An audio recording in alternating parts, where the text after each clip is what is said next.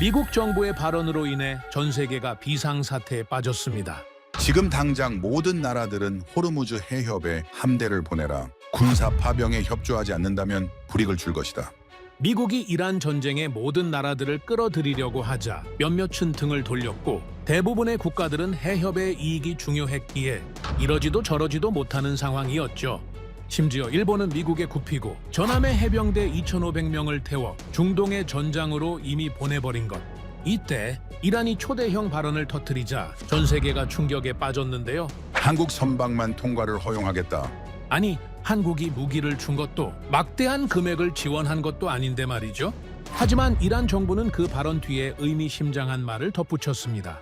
전 세계가 별것도 아니라는 것을 한국은 해냈습니다. 사실상 그게 진짜 어려운 건데 말이죠. 과연 이란 외무장관의 이 발언 속에는 무슨 뜻이 숨겨져 있었고 한국만이 해낼 수 있었던 그것은 무엇이었을까요?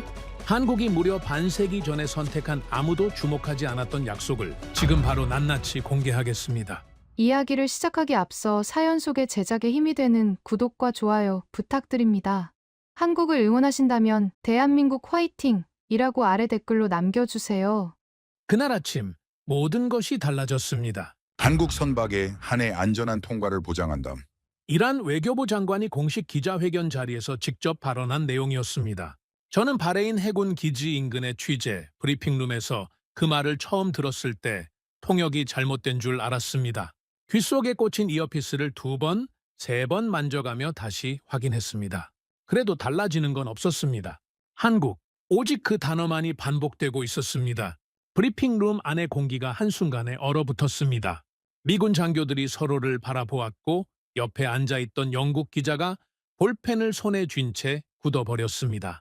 누군가 낮은 목소리로 "저 발언 진짜야?" 라고 중얼거렸고 또 다른 누군가는 스마트폰을 꺼내 원문을 직접 검색하기 시작했습니다. 저 역시 자리에서 벌떡 일어섰습니다. 지난 24년간 수백 번의 긴급 브리핑을 들어왔지만 이 방의 공기를 이렇게까지 순식간에 뒤바꿔 놓은 발언은 단 한 번도 없었습니다. 그 순간 제가 처음 느낀 감정은 놀라움이 아니었습니다. 혼란이었습니다. 아니, 더 정확하게 말하자면 이해할 수 없다는 당혹감이었습니다. 이란이 단 하나의 나라 이름을 공식적으로 언급하며 안전 통과를 보장했다는 것. 그것 자체가 외교적으로 전례 없는 사건이었습니다. 하지만 제가 더 이해할 수 없었던 것은 그 이름이 한국이라는 점이었습니다. 솔직히 말씀드리겠습니다. 저는 그때까지 한국을 이 지역의 주요 변수로 생각해 본 적이 없었습니다. 경제적으로는 분명 성공한 나라입니다. 반도체, 자동차, 조선 같은 분야에서 세계 시장을 이끄는 나라라는 것도 알고 있었습니다. 그러나 지정학적으로는 특히 중동이라는 복잡한 체스판 위에서는 한국이 독자적인 목소리를 가진 나라라는 인상을 받아본 적이 없었습니다. 미국의 강력한 동맹국, 그 이상도 이하도 아닌 조용한 존재. 일본과 비교해도 중동 외교에서 수십 년의 역사를 축적해온 일본이 훨씬 더 전략적으로 중요한 국가라는 것이 제 생각이었습니다. 그런데 지금 이라는 미국도 영국도 일본도 아닌 오직 한국만을 이름으로 불렀습니다. 그것이 저를 진짜로 당혹스럽게 만들었습니다. 그로부터 몇 시간이 차에 지나지 않아 세계 주요 언론들이 일제히 긴급 속보를 타전하기 시작했습니다. 런던 증시, 워싱턴 선물시장, 도쿄 주식시장이 동시에 출렁였습니다. 국제 유가는 장중 한때 배럴당 10달러 이상 폭등하며 글로벌 에너지 시장이 공황 상태로 빠져들었습니다. 호르무즈 해협을 운항하던 대형 유조선들은 하나둘씩 항로를 틀거나 출항 자체를 보류하기 시작했습니다. 보험사들은 이 해역을 전쟁 위험 구역으로 공식 재분류했고 선사들은 천문학적으로 옳은 보험료에 항로 포기 선언을 잇따라 내놓았습니다. 세계 물류가 사실상 마비 상태로 접어드는 데는 채 하루도 걸리지 않았습니다. 호르무즈 해협은 단순한 바닷길이 아닙니다. 사우디아라비아, 아랍에미리트, 쿠웨이트, 이라크에서 생산된 원유가 이 해협을 통과해 아시아와 유럽으로 빠져나갑니다. 폭이 불과 수십 킬로미터에 불과한 이 물길이 막히면 세계 경제의 동맥 하나가 통째로 끊기는 것과 마찬가지입니다. 그리고 바로 그 바닷길이 지금 사실상 전쟁 해역으로 변해가고 있었습니다. 모든 나라가 멈춘 상황 속에서 이란은 한 나라의 이름만을 입에 올렸습니다. 그것이 단순한 외교적 발언이 아니라 세계 해상 질서에 균열이 생기는 신호라는 것을 저는 뼛속으로 느끼고 있었습니다. 브리핑룸 복도에서는 미군 장교들이 긴박하게 움직이는 발소리가 쉴 새 없이 들려왔습니다. 마이클 도노반이 제 옆을 지나치며 굵고 낮은 목소리로 한마디를 내뱉었습니다. 이건 외교적 도발이야? 우리 동맹국이 저쪽에서 이름이 불린다는 게 무슨 뜻인지 알아? 저는 그 말을 그냥 흘려듣지 않았습니다. 도노반은 미 해군 내에서도 강경파로 분류되는 인물입니다. 이란 제재 이후 이 해역에 가장 오랫동안 머물며 작전을 수행한 장교 중 하나이기도 했습니다. 그런 그가 불편한 기색을 감추지 않고 있었습니다. 단순히 이란의 발언이 예상 밖이어서가 아니었습니다. 그 발언의 대상이 미국의 동맹국이라는 사실이 미국 내부의 심기를 건드리고 있는 것처럼 보였습니다.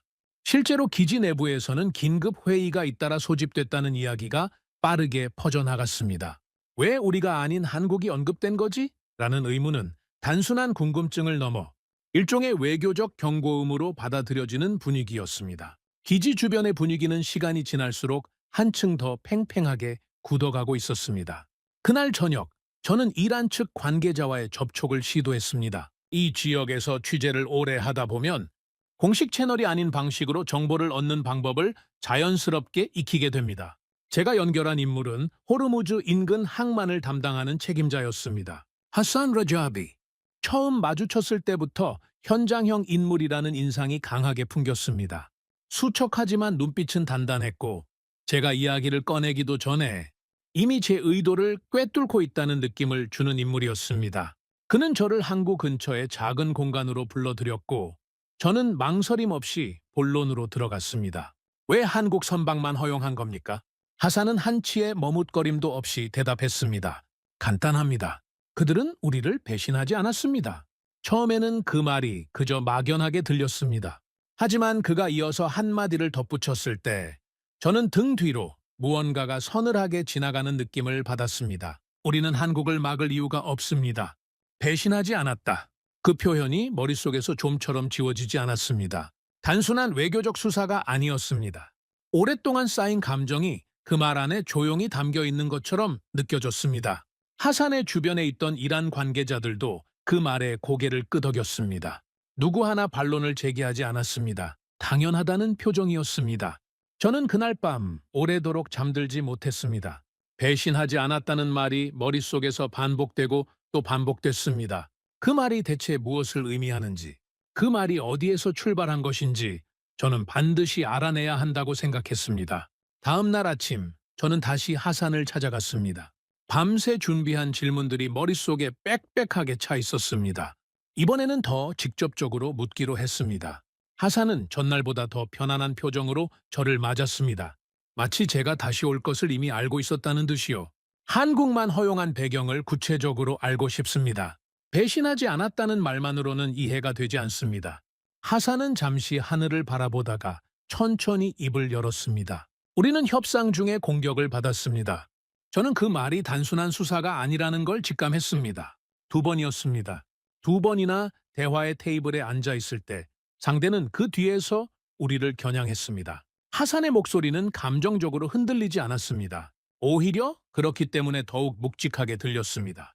그가 말하는 상대가 누구인지 구체적으로 이름을 언급하지는 않았지만 이 자리에 있는 모든 사람이 알고 있었습니다. 협상 테이블이 뒤집힌 경험, 신뢰가 무너진 순간의 기억이 이란 내부에 얼마나 깊게 박혀 있는지를 저는 그 짧은 말 몇 마디에서 선명하게 읽어낼 수 있었습니다. 그래서 신뢰가 기준이 된 겁니까? 하산은 제 말에 고개를 끄덕였습니다. 우리에게 신뢰를 지킨 나라는 많지 않습니다. 한국은 그 적은 나라 중 하나입니다. 저는 그 순간 처음으로 이 상황이 단순한 군사 문제가 아닐 수도 있다는 생각을 하기 시작했습니다. 그날 오후 저는 전혀 예상치 못한 만남을 갖게 되었습니다. 중동 주재 한국 외교관 김현우. 그의 이름을 처음 들었을 때 솔직히 큰 기대를 하지 않았습니다. 분쟁 지역에서 만나는 외교관들은 대부분 소속 정부의 입장만 앵무새처럼 반복하거나 핵심을 교묘히 피해가는 말들만 늘어놓기 일쑤였으니까요.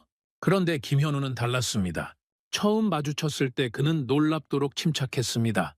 지금이 어떤 상황인지를 생각하면 그 침착함 자체가 오히려 낯설게 느껴질 정도였습니다. 긴장이 극한으로 달아오른 해협, 전 세계가 숨을 죽이고 지켜보는 외교적 뇌관, 한복판에서 그는 마치 오래된 공원 벤치에 앉아 있는 사람처럼 표정 하나 흔들리지 않았습니다. 저는 단도직입적으로 물었습니다. 한국은 왜 예외가 된 겁니까? 김현우가 조용히 대답했습니다. 우리는 약속을 지켰습니다.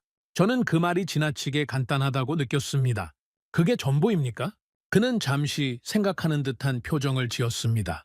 그리고 아주 천천히 말을 이었습니다. 그게 전부입니다. 하지만 그게 가장 어렵습니다.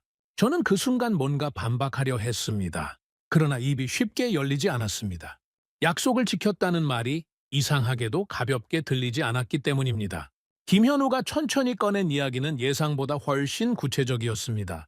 몇 년 전 이란이 국제 제재의 한복판에 놓여 있던 시기였습니다. 이란이 한국과의 원유 거래를 통해 받기로 되어 있던 대금이 있었습니다. 규모만 해도 수십억 달러에 달하는 자금이었습니다. 국제 제재가 강화되면서 그 자금은 한국 은행 시스템 안에 묶이게 되었습니다. 당장 돌려줄 수 없는 구조였습니다. 그런데 이 상황에서 한국이 취한 태도는 다른 나라들과 달랐습니다. 많은 나라들이 그냥 모른 척하거나 제재라는 핑계로 손을 털어버리는 방식을 선택했습니다. 하지만 한국은 공식 입장을 유지했습니다. 조건이 갖춰지면 반드시 돌려주겠다는 입장을요. 그리고 실제로 그 약속을 지켰습니다. 국제 상황이 변화하면서 조건이 형성되자 한국은 약속한 대로 움직였습니다. 이란 입장에서 그것은 단순한 송금이 아니었습니다. 말로만 약속하는 나라가 즐비한 국제 외교 무대에서 실제로 행동으로 옮긴 나라가 있었다는 증거였습니다. 김현우가 조용하게 말을 정리했습니다. 우리는 상황이 아니라 약속을 기준으로 움직입니다. 저는 그 말을 듣는 순간 머릿속 어딘가에서 무언가가 조용히 움직이는 소리를 들었습니다. 그걸 그 상황에서 지켰다고요? 김현우는 고개를 끄덕였습니다. 말은 덧붙이지 않았습니다. 덧붙일 필요도 없었습니다. 저는 그 이야기를 듣고 나서 잠시 생각에 잠겼습니다. 솔직히 말하면 제 안에 무언가가 저항했습니다. 24년 동안 현장을 누비며 쌓아온 저의 인식은 결국 이기는 건 군사력이다라는 명제 위에 세워진 것이었습니다. 외교는 힘의 전시장이고 약속은 상황에 따라 언제든지 재해석된다는 것이 제가 전쟁터에서 배운 현실이었습니다. 그런데 지금 제 앞에 있는 이 사람은 가장 단순한 말로 그 명제에 조용히 균열을 내고 있었습니다. 약속을 지켰다는 것, 그것이 군사력도 경제적 압박도 외교적 수사도 아닌 방식으로 이란의 문을 열었다는 것. 저는 쉽게 인정하고 싶지 않았지만 그것을 완전히 무시하기도 어려웠습니다. 그 긴장된 분위기를 더욱 팽팽하게 만든 건 마이클 도노반이었습니다. 그가 다가와 김현우를 향해 직접 목소리를 높였습니다. 일본은 이미 움직였어. 미군과의 공조도 확인됐고 해역 방어에도 즉각 합류했다고. 한국은? 그의 시선은 날카로웠습니다. 아직도 고민 중인 거야. 이게 얼마나 위험한 선택인지 곧 알게 될 거야. 김현우는 도노반의 시선을 받으면서도 표정 하나 바꾸지 않았습니다. 위험하지 않은 선택은 없습니다. 도노반이 코웃음을 쳤습니다. 그 말장난 같은 소리는 나중에 해. 지금은 행동이 필요한 시간이야. 김현우는 잠시 침묵했습니다. 그리고 도노반이 자리를 떠난 뒤에도 그 자리에서 꼼짝하지 않았습니다. 저는 그 장면을 지켜보며 두 가지 감정이 동시에 들었습니다. 도노반의 말도 틀리지 않았습니다. 속도가 필요한 순간에 침묵하는 것은 위험할 수 있었습니다. 일본이 이미 행동에 옮긴 상황에서 한국이 멈춰 있는 것은 외부에서 보기에 분명히 불안정한 그림이었습니다. 그러나 동시에 저는 김현우의 침착함이 단순한 소극성이 아닐 수도 있다는 생각을 지울 수가 없었습니다. 속도와 방향은 다른 것입니다. 가장 빠르게 움직인 나라가 항상 가장 올바른 방향으로 간 것은 아니라는 사실을 저는 수십 년의 취재 현장에서 반복해서 목격해 왔습니다. 그날 저녁, 저는 숙소로 돌아와 오랫동안 창밖을 바라봤습니다. 해협 저편에서는 미군 함대가 추가 배치되는 모습이 선명하게 보였습니다. 군함의 불빛이 멀리서 점점이 빛나고 있었습니다. 세계는 힘으로 이 상황을 정리하려 하고 있었습니다. 그러나 제가 오늘 만난 두 사람, 하산과 김현우는 전혀 다른 이야기를 하고 있었습니다. 힘이 아닌 신뢰, 공격이 아닌 약속, 저는 그것이 지금 이 긴장의 한복판에서 실제로 통할 수 있는 언어인지 아직 확신하지 못했습니다. 아니, 솔직히 말하면 믿고 싶지 않았습니다. 그쪽이 저의 24년을 부정하는 일이 될 수도 있었으니까요. 하지만 제 머릿속에서는 한 가지 질문이 계속해서 맴돌았습니다. 한국은 어떻게 이 자리에 서게 되었는가? 이것이 우연인가? 아니면 오래전부터 준비된 무언가인가? 그 답을 찾아야 했습니다. 다음 날 저는 김현우와 함께 차를 타고 이동하고 있었습니다. 취재 일정을 소화하기 위해 기지 외곽을 벗어나는 길이었는데 차 안의 분위기는 어색했습니다. 저는 창밖으로 흘러가는 황량한 사막지대를 바라보며 어제의 대화를 속으로 곱씹고 있었습니다. 하산이 말한 배신하지 않았다는 말, 그리고 김현우가 말한 약속을 기준으로 움직인다는 말, 두 문장이 머릿속에서 계속 충돌하고 있었습니다. 그때 조수석에 앉아있던 김현우가 먼저 입을 열었습니다. 서울에 테헤란로가 있다는 걸 아십니까? 저는 순간 멈칫했습니다. 이 긴박한 상황 한복판에서 갑자기 나온 말치고는 너무도 뜬금없었습니다. 중동 도시 이름이 서울 한복판에 있다고요? 김현우가 조용히 미소를 지었습니다. 그리고 이란 테헤란에는 서울로가 있습니다. 저는 잠시 그 말을 받아들이기 위해 시간이 필요했습니다. 전쟁 해역이 눈앞에 펼쳐져 있고 미군 함대가 해협을 가득 메우고 있는 이 순간 그가 꺼낸 이야기는 거리 이름이었습니다. 그것이 단순한 잡담처럼 들리지 않았습니다. 오히려 제가 아직 모르는 무언가의 입구처럼 느껴졌습니다. 그 두 거리가 왜 생겼는지 아십니까? 저는 솔직하게 고개를 저었습니다. 김현우가 차창 밖을 바라보며 천천히 이야기를 풀어나가기 시작했습니다. 때는 제1차 오일 쇼크가 세계를 강타하던 시절이었습니다. 중동의 산유국들이 석유 수출을 무기로 사용하기 시작했고 국제 원유 가격이 순식간에 4배 이상 치솟았습니다. 미국, 유럽, 일본 같은 선진국들도 심각한 에너지 위기에 빠져들었지만 그나마 버틸 수 있는 여유가 있었습니다. 그러나 한국은 달랐습니다. 당시 한국은 경제 개발이 막 궤도에 오르기 시작하던 나라였습니다. 원유 한 방울 나지 않는 나라에서 수입 석유에만 의존해 산업을 굴리고 있었는데 석유 공급이 끊기면 그것은 단순한 경제적 충격이 아니었습니다. 공장이 멈추고 발전소가 꺼지고 겨우 쌓아 올리고 있던 산업 기반 전체가 무너지는 일이었습니다. 실제로 당시 한국의 경제 성장률은 급락했고 국가 전체가 붕괴의 공포 앞에 서 있었습니다. 김현우가 말을 이어갔습니다. 한국은 그때 무너질 뻔했습니다. 저는 그 말이 과장이 아니라는 것을 알고 있었습니다. 그 시절을 취재한 기록들을 저도 알고 있었으니까요. 그건 당시 많은 나라들이 겪은 일이었습니다. 특별히 한국만의 이야기는 아니지 않습니까? 저는 반사적으로 말을 얹었습니다. 김현우가 저를 바라보았습니다. 하지만 그때 한 나라가 달랐습니다. 그 나라는 이란이었습니다. 오일 쇼크로 대부분의 나라들이 공급을 중단하거나 제한하던 바로 그 시기에 이란은 한국에 대한 석유 공급을 멈추지 않았습니다. 다른 국가들이 문을 닫는 동안 이란만은 예외였습니다. 저는 처음에 그 말을 그냥 흘려들으려 했습니다. 어차피 국제관계에서 모든 선택에는 전략적 계산이 깔려 있습니다. 이란이 한국의 공급을 계속한 것도 분명 어떤 이익 때문이었을 거라고 생각했습니다. 전략적 선택이었겠죠. 그 이상도 이하도 아닐 겁니다. 김현우는 제 말에 반박하지 않았습니다. 잠시 침묵하더니 조용히 말했습니다. 아닙니다. 그건 관계였습니다. 저는 그 한마디가 좀처럼 머릿속에서 자리를 잡지 못했습니다. 전략이 아닌 관계. 그 단어의 무게를 느끼기까지 저는 잠시 더 시간이 필요했습니다. 한국은 그 공급 덕분에 산업을 유지할 수 있었습니다. 경제 붕괴의 벼랑 앞에서 간신히 발을 붙이고 버텨낼 수 있었습니다. 그 도움이 없었다면 지금의 한국은 존재하지 않을 수도 있었습니다. 그게 과장이 아니라는 걸 저는 그 순간 직감했습니다. 김현우의 이야기는 거기서 끝나지 않았습니다.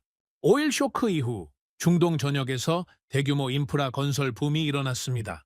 산유국들이 급격히 늘어난 오일머니를 도로, 항만, 발전소, 병원 같은 국가 기반 시설에 쏟아붓기 시작한 시기였습니다. 이 거대한 기회의 물결 앞에서 한국 기업들이 대거 중동으로 밀려들었습니다. 기술도 자본도 충분하지 않았지만 사람과 의지와 성실함으로 그 자리를 메웠습니다. 특히 이란에서는 한국 기업들이 다수의 프로젝트를 수행했습니다. 약속한 공기안에 마무리했고 계약한 품질을 지켰습니다. 일이 끝나고 철수할 때 뒷마무리도 제대로 했습니다.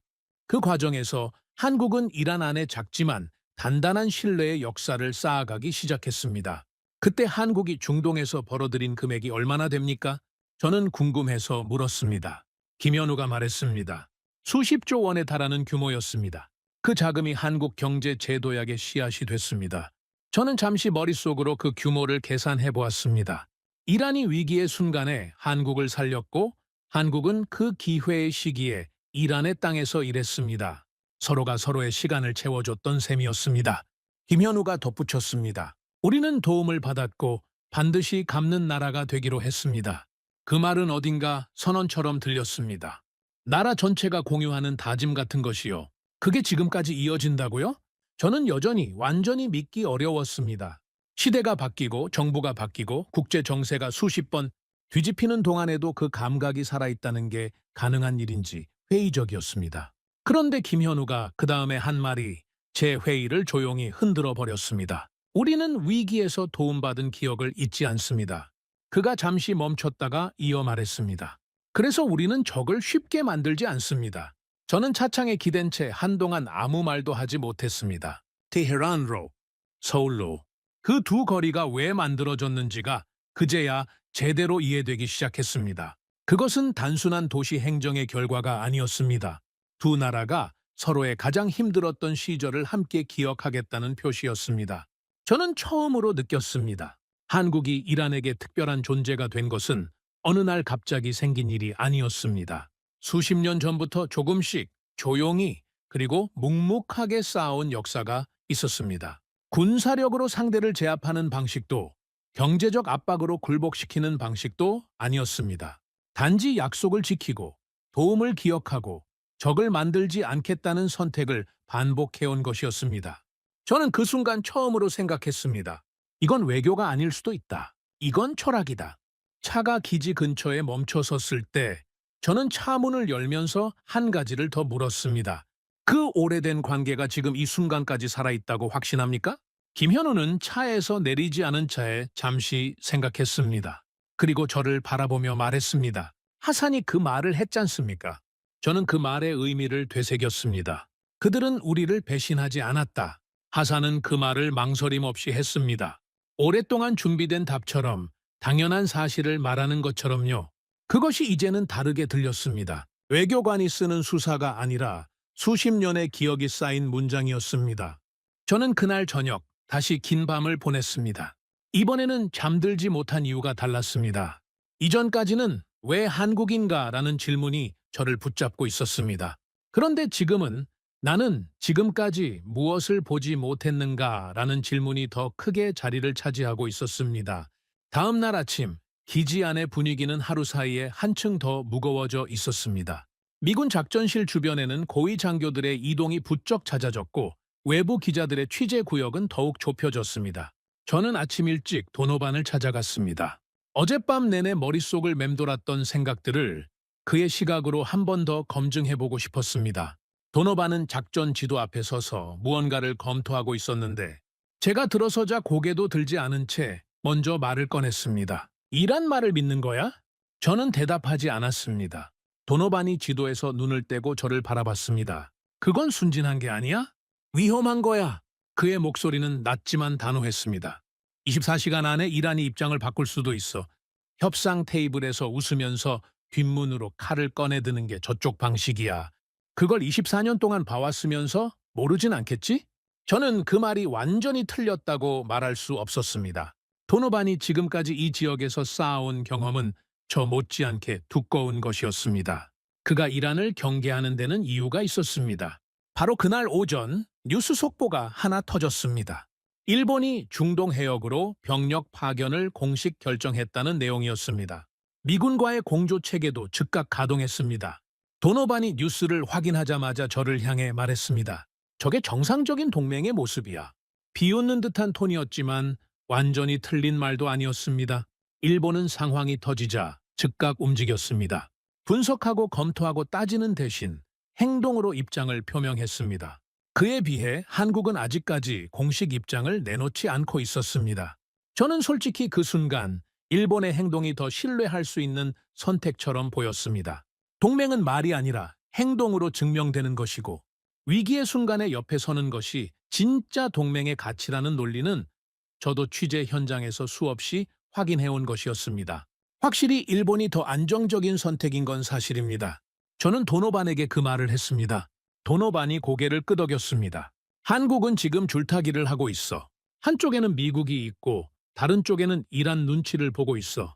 그 줄이 얼마나 위험한 건지 곧 알게 될 거야. 오후 들어 저는 김현우를 다시 찾았습니다. 도노반과 나눈 이야기를 그에게 그대로 전했습니다. 부드럽게 포장하지 않고 있는 그대로 말했습니다. 지금 미국은 한국의 태도를 매우 불편하게 보고 있습니다. 일본이 즉각 행동에 나선 상황에서 한국이 침묵하고 있는 것이 동맹 관계에 균열을 만들 수도 있다는 우려도 있습니다. 솔직히 저도 그 우려를 완전히 무시하기가 어렵습니다. 김현우는 제 말을 끝까지 들었습니다. 그리고 짧게 물었습니다. 지금 상황이 중립을 선택할 수 있는 상황으로 보이십니까? 저는 순간 당황했습니다. 한국이 지금 중립이라고는 생각하지 않습니다. 하지만 행동이 없으면 중립으로 보일 수 있습니다. 김현우가 고개를 저었습니다. 우리는 중립이 아닙니다. 그럼 뭡니까? 우리는 선택을 늦추는 겁니다. 저는 그 말이 이해되지 않아서 미간을 좁혔습니다. 김현우가 이어서 말했습니다. 급하게 선택하는 쪽이 항상 옳은 방향은 아닙니다. 속도와 방향은 다른 겁니다. 저는 그 말에 반박하고 싶었습니다. 그러나 24년간의 취재 경험이 저를 막았습니다. 빠르게 개입해서 결국 더 큰 혼란을 남긴 사례들이 저의 머릿속 어딘가에서 조용히 손을 들었기 때문입니다. 그래도 저는 쉽게 납득할 수 없었습니다. 그날 저녁 긴급 정보 하나가 들어왔습니다. 한국 유조선이 출항 준비를 마쳤다는 내용이었습니다. 군함 호위 없이 단독으로 호르무즈 해협으로 진입할 예정이라는 것이었습니다. 기지 전체가 술렁였습니다. 저는 그 정보를 확인하자마자 도노반에게 달려갔습니다. 도노반의 표정은 제가 본 중에 가장 굳어 있었습니다. 지금 들어간다고? 군함도 없이? 그가 낮은 목소리로 내뱉었습니다. 이건 자살 행위야. 작전실 안에 있던 다른 장교들도 마찬가지였습니다. 지금이 어떤 상황인지 알고 있는 거야? 한국이 완전히 미쳤거나 아니면 우리가 모르는 무언가가 있거나 둘 중 하나야. 저도 솔직히 그 순간에는 이건 무모한 도박이라는 생각이 먼저 들었습니다. 아무리 이란과의 관계가 특별하다 해도 현재 해협의 상황은 단순하지 않았습니다. 이란 정규군 외에도 통제되지 않는 무장 세력이 해역 곳곳에 산재해 있었습니다. 약속은 정부 간의 것이지만 바다 위에서 마주치는 위협은 정부의 통제 밖에서 오는 경우가 많다는 것을 저는 너무 잘 알고 있었습니다. 저는 즉시 하산에게 연락을 취했습니다. 이번에는 방문이 아닌 긴급 통화였습니다. 한국 선박이 진입합니다. 막지 않을 겁니까? 하산의 목소리는 놀랍도록 차분했습니다. 알고 있습니다. 막지 않을 건가요? 침묵이 잠시 흘렀습니다. 그리고 하산이 단호하게 말했습니다. 그들은 다릅니다. 저는 더 캐물으려 했습니다. 그게 무슨 의미입니까? 지금 해역 상황이 안전하지 않다는 걸 알고 있습니까? 하산이 다시 말했습니다. 우리는 약속을 지킵니다. 전화가 끊겼습니다. 저는 한동안 그 자리에 서 있었습니다. 작전실 안에서는 여전히 긴급 보고서가 오가고 있었고 도노반은 지도 위에 손가락으로 선을 그으며 뭔가를 분석하고 있었습니다. 바깥은 여전히 뜨거운 사막의 밤이었습니다. 그런데 제 안에서는 이상한 일이 일어나고 있었습니다. 도노반의 말이 맞다고 생각하면서도 하산의 그 짧은 말이 머릿속에서 떠나지 않았습니다. 그들은 다릅니다. 우리는 약속을 지킵니다. 저는 그 말을 믿어야 하는지 아니면 24년의 경험이 말해주는 현실의 논리를 따라야 하는지 알 수가 없었습니다. 그날 밤 저는 노트북을 펼쳐 기사를 쓰려다가 멈췄습니다. 손가락이 자판 위에서 굳어버렸습니다. 기사의 첫 문장을 어떻게 써야 할지 몰랐습니다. 지금까지 수백 편의 기사를 써왔지만 이렇게 첫 문장이 막혀버린 적은 거의 없었습니다. 이 상황을 어떻게 정의해야 하는가? 무모한 도전이라고 써야 하는가? 아니면 오래된 신뢰의 실험이라고 써야 하는가? 어느 쪽도 완전히 맞는 표현 같지 않았습니다. 저는 그날 밤 기사를 완성하지 못했습니다. 대신 오래된 취재 노트를 꺼내 펼쳤습니다. 이라크 전쟁 첫날 제가 기록했던 문장이 눈에 들어왔습니다. 결국 세상은 힘 있는 쪽이 이긴다. 그 문장 옆에 저는 처음으로 물음표를 붙였습니다. 한국 선박이 내일 새벽 해협으로 진입할 예정이었습니다. 그리고 저는 처음으로 그 결과가 어떻게 될지 전혀 예상할 수 없었습니다. 새벽 4시였습니다. 저는 잠을 자지 않았습니다. 숙소 창문 너머로 기지 안의 불빛이 평소보다 훨씬 많이 켜져 있었고 무정히 소리와 발소리가 쉴 새 없이 복도를 채우고 있었습니다. 한국 유조선이 호르무즈 해협 진입을 시작하는 시각이 가까워 오고 있었습니다. 저는 취재 장비를 챙겨 작전실 인근으로 이동했습니다. 그곳에는 이미 여러 나라의 기자들과 군 관계자들이 모여 있었습니다. 누구도 크게 소리내지 않았습니다. 숨소리조차 조심스러운 분위기였습니다. 도노반이 모니터 앞에 서서 팔짱을 낀 채 화면을 응시하고 있었습니다. 그의 옆에 있던 젊은 장교가 낮은 목소리로 보고했습니다. 선박 진입 시작 확인됩니다. 군함 동행 없음. 항법 시스템 정상 가동 중. 도노반은 아무 말도 하지 않았습니다. 고개만 끄덕였습니다. 저는 그 장면을 바라보며 이상한 감각을 느꼈습니다. 이 방에 있는 모든 사람이 이미 결론을 내려놓은 것 같았습니다. 한국 선박은 공격당할 것이고 이 실험은 실패로 끝날 것이라는 결론을요. 진입 시작 후 첫 30분은 아무 일도 일어나지 않았습니다. 해협 내 이란 측 움직임 없음. 통신 정상. 선박 속도 일정. 도노반이 처음으로 입을 열었습니다. 초반엔 조용하게 들어오게 둔다. 그 다음이 문제야.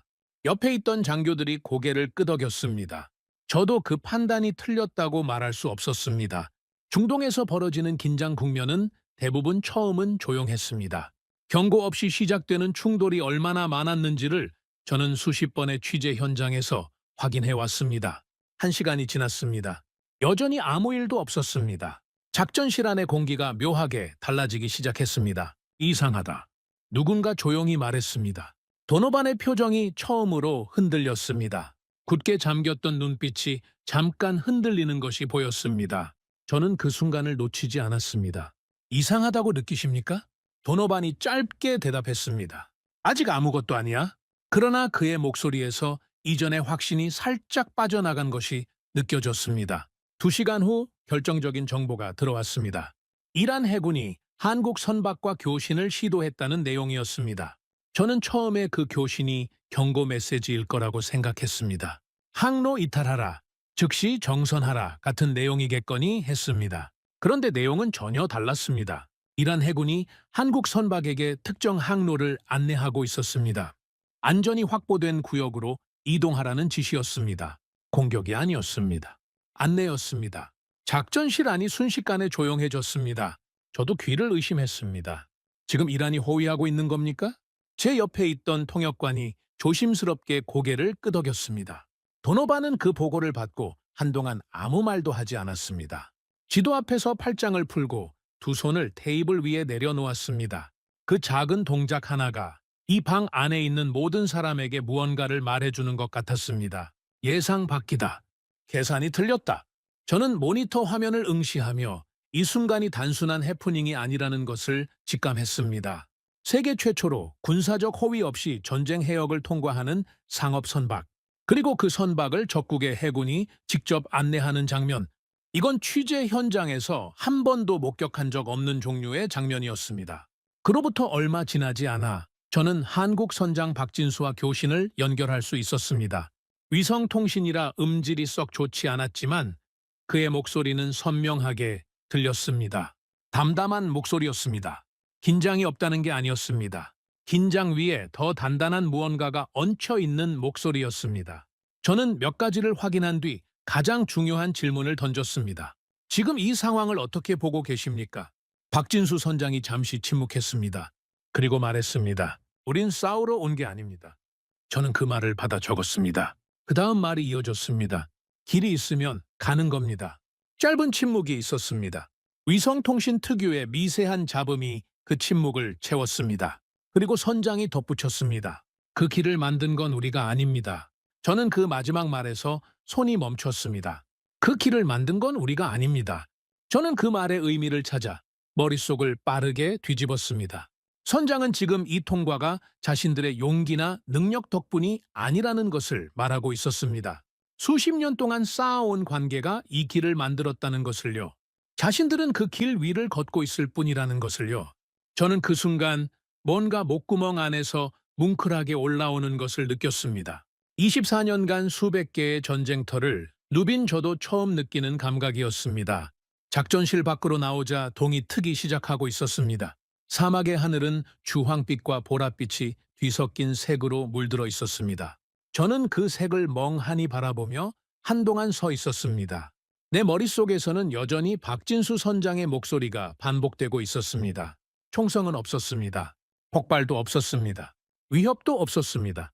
단지 한 척의 배가 조용히 해협을 지나고 있었습니다. 그런데 그 조용함이 오히려 그 어떤 총성보다 더 크게 울렸습니다. 저는 다시 노트를 꺼냈습니다. 어젯밤 첫 문장을 쓰지 못하고 닫아뒀던 그 노트였습니다. 이번에는 손이 멈추지 않았습니다. 저는 썼습니다. 세계는 총을 들고 길을 열려 했다. 하지만 한국은 이미 길을 만들어 놓고 있었다. 선박이 해협 중간 지점에 도달했을 무렵이었습니다. 저는 작전실 인근에서 실시간 동향을 주시하고 있었고 주변 분위기는 한결 풀어진 상태였습니다. 이란이 안내를 제공하고 있다는 사실이 확인된 이후로 공격 가능성에 대한 긴장이 조금씩 가라앉고 있었습니다. 도노반조차도 팔짱을 풀고 커피 한 잔을 손에 쥐었습니다. 그때였습니다. 긴급 경보음이 작전실을 가득 채웠습니다. 저는 반사적으로 모니터 쪽으로 시선을 고정했습니다. 화면에는 선박 주변 해역의 레이더 영상이 실시간으로 펼쳐지고 있었고 그 위에 여러 개의 붉은 점이 빠르게 이동하고 있었습니다. 고속보트 다수 접근 확인, 신원 비상, 젊은 장교의 보고 목소리가 작전실을 꿰뚫었습니다. 도노반이 손에 들고 있던 커피잔을 테이블에 내려놓으며 자리에서 일어섰습니다. 저건 이란 정규군이 아니야. 그의 목소리는 다시 날카로워졌습니다. 통제박 세력이다. 저는 그 순간 등줄기가 서늘해지는 것을 느꼈습니다. 중동에서 이란 정규군보다 더 위험한 것이 무엇인지 저는 너무 잘 알고 있었습니다. 정규군은 명령체계가 있고 상부의 결정을 따릅니다. 그러나 통제박 무장 세력은 다릅니다. 그들은 명령을 받지 않습니다. 상황에 따라 독자적으로 움직이고 때로는 그 어떤 예측도 불가능한 방식으로 행동합니다. 이란 정부가 한국 선박의 안전을 보장했다 해도 이 세력들에게는 그 약속이 통하지 않을 수 있었습니다. 도노반이 낮게 말했습니다. 이게 진짜 중동이야. 이제 시작이야. 작전실 안의 분위기가 순식간에 얼어붙었습니다. 저도 그 말을 반박하지 않았습니다. 모니터 위에서 붉은 점들이 선박을 향해 빠르게 좁혀오고 있었습니다. 몇 분이 지나지 않아 외신 속보가 연달아 터지기 시작했습니다. 세계 주요 언론들이 한국 선박 위협 상황이라는 제목으로 속보를 내보내기 시작했습니다. 전문가들의 코멘트도 쏟아졌습니다. 예상된 결과다. 비군사 전략의 한계가 드러났다. 이란 정부와의 협력만으로는 해상 안전을 보장할 수 없다. 여론은 급격히 기울기 시작했습니다.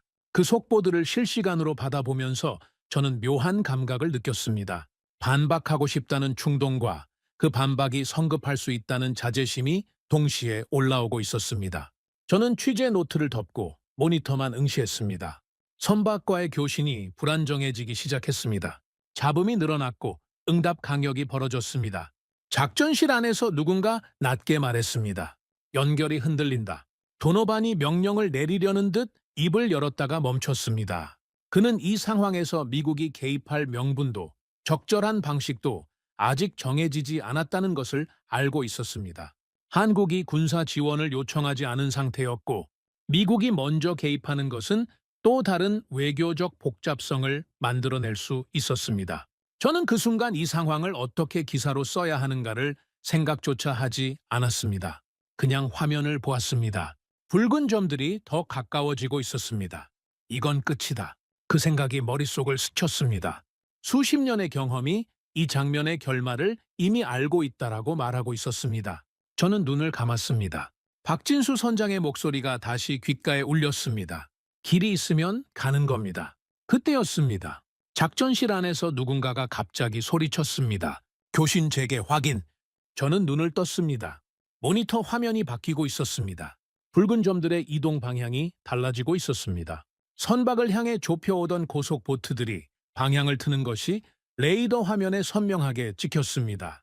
그리고 거의 동시에 이란 해군 함정의 신호가 선박 주변에 나타났습니다.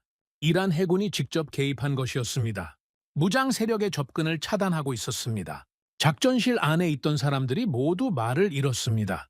저도 마찬가지였습니다. 잠시 후 하산으로부터 교신이 연결되었습니다. 저는 그의 목소리를 직접 들었습니다. 우리는 약속을 지킵니다. 그 짧은 문장이 교신 너머로 들려왔습니다. 그리고 그가 한마디를 더 얹었습니다. 이건 우리의 책임입니다. 저는 교신이 끊기고 나서도 한동안 그 자리에 굳어 있었습니다. 도노반이 천천히 자리에 앉았습니다. 그는 아무 말도 하지 않았습니다. 작전실 안에 있는 어느 누구도 말을 하지 않았습니다. 그 침묵이 어떤 의미인지 저는 알고 있었습니다. 이건 단순히 외교적 이벤트 하나가 해결된 것이 아니었습니다. 무언가 더 근본적인 것이 지금 이 해협 위에서 증명되고 있었습니다. 힘은 언제든 배신할 수 있습니다. 상황이 바뀌면 약속이 흔들리고 이익이 달라지면 편이 바뀌는 것이 국제관계의 현실이었습니다. 그것이 제가 24년 동안 현장에서 배운 유일한 진실이었습니다. 그런데 지금 그 진실에 균열이 생기고 있었습니다. 이라는 자국의 통제 밖에 있는 무장 세력을 직접 막아가며 약속을 지켰습니다. 그것은 단순한 외교적 계산이 아니었습니다. 그렇게 해야 할 의무도 없었습니다. 그런데 움직였습니다. 저는 그날 밤 처음으로 생각했습니다. 신뢰는 끝까지 지켜질 수도 있다는 것을요. 속보가 전 세계로 타전된 것은 선박이 해협을 완전히 통과한 직후였습니다. 저는 그 순간을 작전실 밖에서 혼자 맞았습니다. 손에 들고 있던 취재 노트는 덮여 있었고 위성 안테나 너머로 서서히 밝아오는 하늘만 바라보고 있었습니다. 통신망을 타고 긴급 자막이 세계 주요 방송사 화면을 채우기 시작했습니다. 한국 유조선 호르무즈 해협 완전 통과, 단 한 발의 충돌 없이 종료. 런던 본사에서 전화가 빗발쳤습니다. 편집장이 직접 연락을 해왔습니다. 리처드, 지금 거기 상황이 정확히 어떻게 된 거야? 군함도 없이 통과한 게 맞아? 저는 잠시 대답하지 않았습니다. 대답이 없자 편집장이 다시 물었습니다. 리처드? 저는 천천히 입을 열었습니다. 맞습니다. 그리고 이건 전쟁이 아니었습니다. 편집장은 잠시 침묵했다가 물었습니다. 그게 무슨 뜻이야? 저는 대답 대신 전화를 끊었습니다. 지금 이 순간만큼은 말보다 생각이 먼저여야 했습니다. 작전실로 돌아갔을 때 그 안의 분위기는 제가 나가기 전과 전혀 달랐습니다. 도노반은 말이 없었습니다. 화면을 보고 있었지만 그 눈이 무언가를 보고 있는 것인지 아무것도 보지 않는 것인지 알 수 없었습니다. 저는 그의 옆에 서서 잠시 기다렸습니다. 도노반이 결국 먼저 말했습니다. 아무 일도 없었어. 그것이 전부였습니다. 총성도 없었고 경고도 없었고 외교적 선언도 없었습니다. 한 척의 선박이 조용히 들어와서 조용히 나갔습니다. 그런데 그 조용함이 이 방 안의 모든 논리를 무너뜨리고 있었습니다. 저는 그 침묵 속에서 도노반이 지금 무슨 생각을 하고 있는지 짐작할 수 있었습니다. 잘못된 것은 한국의 전략이 아니었습니다. 잘못된 것은 그 전략이 통할 리 없다고 단정지었던 판단이었습니다. 도노반은 그날 이후 이틀 동안 저와 따로 이야기를 나누지 않았습니다. 그게 오히려 더 많은 것을 말해줬습니다. 반박하거나 부정하는 대신 침묵을 선택했다는 것은 그도 이 결과를 어떻게 해석해야 할지 아직 정리가 되지 않았다는 뜻이었습니다. 저는 그 침묵이 단순한 패배감이 아니라는 것을 알았습니다. 오랫동안 쌓아온 확신이 조용히 흔들리고 있을 때 사람은 말을 아끼게 됩니다. 도노반도 그런 상태였습니다. 저도 마찬가지였습니다. 그로부터 며칠이 지나지 않아 세계는 다시 움직이기 시작했습니다. 그런데 이번에는 방향이 달랐습니다. 군함을 추가 파견하거나 압박 수위를 높이는 방식이 아니었습니다. 각국이 이란과의 직접 외교 채널을 긴급하게 열기 시작했습니다. 미국의 우방국 중 일부도 독자적인 접촉 시도에 나섰습니다. 군사 대신 협상이라는 흐름이 눈에 띄게 강해졌습니다. 국제 언론들은 이 변화를 두고 한국 방식의 확산이라는 표현을 쓰기 시작했습니다. 처음에는 저도 그 표현이 과장된 것이라고 생각했습니다. 단 한 번의 사례로 세계 외교의 방향이 바뀐다는 것은 너무 극적인 이야기였으니까요. 그러나 며칠 사이에 벌어진 일들을 차례로 정리해보면 그 표현이 과장이 아니었습니다. 한국의 선택이 예외에서 기준으로 전환되고 있었습니다. 세계가 따라하기 시작한 것이었습니다. 일본과의 비교는 결국 피할 수 없었습니다. 일본은 미군과의 공조를 즉각 강화했고 병력도 보냈습니다. 그것이 틀린 선택이었다고 말할 수는 없습니다. 하지만 결과는 달랐습니다. 군사적 압박을 강화한 쪽과 신뢰를 앞세운 쪽이 이 해협 위에서 전혀 다른 그림을 만들어냈습니다. 저는 이 비교를 기사에 쓰면서 오랫동안 고민했습니다. 일본의 선택이 잘못됐다고 단정하는 것은 공정하지 않았습니다. 하지만 한국의 선택이 단순한 운이었다고 쓰는 것도 이 며칠간 제가 직접 보고 들은 것들을 배신하는 일이었습니다. 결국 저는 이렇게 썼습니다. 같은 동맹국이 완전히 다른 방식으로 움직였다. 그리고 결과도 달랐다. 며칠 후 저는 김현우를 마지막으로 만났습니다. 그는 여전히 침착했습니다. 세계 언론이 한국의 이름을 주목하고 있는 상황에서도 그의 태도는 처음 만났을 때와 달라진 것이 없었습니다. 저는 그에게 가장 궁금했던 것을 물었습니다. 이건 처음부터 계획된 겁니까? 김현우가 고개를 저었습니다. 아닙니다. 그럼 어떻게 가능했습니까? 그가 잠시 창밖을 바라보았습니다. 황량한 사막 너머로 해협이 아주 멀리 보였습니다. 그리고 말했습니다. 우리는 같은 선택을 반복했을 뿐입니다. 저는 조용히 다음 말을 기다렸습니다. 배신하지 않는 선택을요. 저는 그 말을 듣고 오랫동안 아무 말도 하지 않았습니다. 계획이 아니었습니다. 반복이었습니다. 매번 선택의 순간이 왔을 때 한국은 약속을 지키는 쪽을 골랐습니다. 유리하든 불리하든 상황이 좋든 나쁘든 그 선택을 반복했습니다. 그리고 그 반복이 쌓여 오늘 이 자리를 만들었습니다. 저는 그 순간 처음으로 진심으로 인정했습니다. 아무도 한국을 비웃지 않았습니다. 이제는 자리에서 일어나 악수를 건넬 때 김현우는 제 손을 잠시 두 손으로 감쌌습니다. 말은 없었습니다. 그러나 그 짧은 동작 하나가 지난 며칠 동안 우리 사이에 쌓인 것들을 조용히 정리해 주는 것 같았습니다. 저는 그가 사라지는 뒷모습을 한참 바라보았습니다. 작고 조용한 사람이었습니다. 목소리를 높인 적도 감정을 앞선 적도 없었습니다. 그런데 그 조용함 안에 얼마나 단단한 것이 들어있었는지를 저는 이제 알고 있었습니다. 취재를 마무리하고 돌아오는 길, 저는 비행기 안에서 오랫동안 잠들지 못했습니다. 창밖으로 캄캄한 하늘이 펼쳐져 있었고 기체가 구름 사이를 뚫고 나아가는 동안 저는 지난 며칠 동안의 장면들을 차례로 떠올렸습니다. 이란 외교부 장관의 발언이 처음 브리핑룸을 얼어붙게 했던 순간, 하산이 망설임 없이 그들은 우리를 배신하지 않았다고 말했을 때, 김현우가 감정 하나 섞지 않고 우리는 약속을 기준으로 움직입니다 라고 했을 때, 박진수 선장의 목소리, 이란 해군이 무장 세력을 막아서던 레이더 화면, 도노반의 침묵, 그 장면들이 하나씩 지나가는 동안 저는 한 가지 생각을 떨칠 수가 없었습니다. 나는 지금까지 무엇을 보고 있었는가? 저는 24년 동안 전쟁을 취재했습니다. 이라크의 첫날 밤, 포격 소리가 도시 전체를 집어삼키던 그 장면부터 시작해서 아프가니스탄의 먼지 속에서 무너지는 건물들, 시리아의 골목에서 마주쳤던 수많은 얼굴들, 그 모든 현장에는 공통점이 있었습니다. 처음에는 언제나 누군가 이겼습니다. 군사 개입은 빠르게 결과를 만들어냈습니다. 그러나 그 결과가 끝이 된 경우는 없었습니다. 이겼다고 생각했을 때 다음 불씨가 이미 타오르고 있었습니다. 점령이 끝난 자리에는 반발이 자라났고 협상이 타결된 다음 날에는 또 다른 분쟁이 싹을 트이웠습니다. 총성이 멈춰도 갈등은 끝나지 않았습니다. 저는 그것을 24년 동안 반복해서 봤으면서도 그 안에서 다른 방식을 상상해 본 적이 없었습니다. 왜냐하면 다른 방식이 실제로 작동하는 것을 본 적이 없었으니까요. 지금까지는요. 사실 저도 한때는 이 일을 시작할 때 세상을 바꾸고 싶었습니다. 진실을 전달하면 뭔가 달라질 것이라고 믿었습니다. 하지만 현장을 오래 다닐수록 그 믿음은 점점 얇아졌습니다. 보도가 나와도 전쟁은 계속됐고 기사가 쏟아져도 분쟁은 멈추지 않았습니다. 그래서 저는 어느 순간부터 세상이 바뀐다는 기대 자체를 내려놓았습니다. 그냥 기록하는 것이 제 일이라고 생각했습니다.